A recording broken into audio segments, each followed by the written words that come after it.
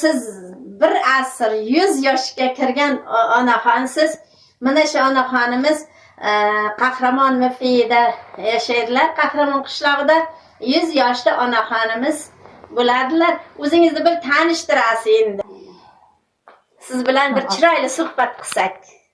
Benim ismim Abdurahimova Halbumama. Ana Halbumamajonning ismlari, familiyalari 27-yil tug'ilganman. Ana 27-yilda tug'ilganlar.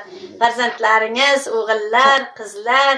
8 ta bola o'stirganman. Ana, mashallah. 3 ta qiz, 5 ta o'g'il. Mashallah. Shundan nevara 40 ta nevaram bor. Ana, mashallah. Nevaram bor 15 ta men. Ana, mashallah. Chevaralarim ham bor.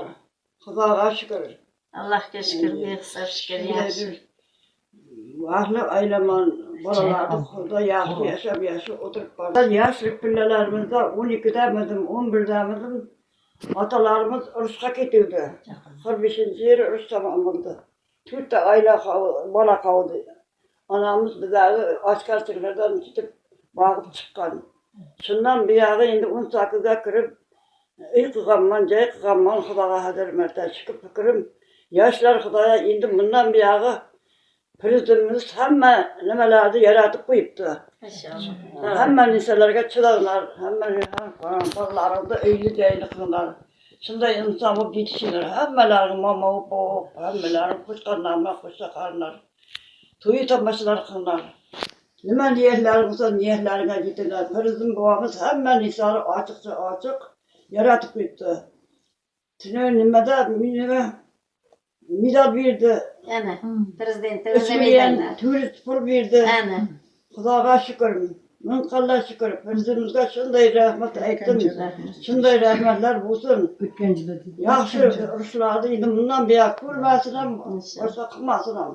Bizlar ko'rgan kunda yoshlar ko'rmasin, bolalar hammalari ko'rmasin.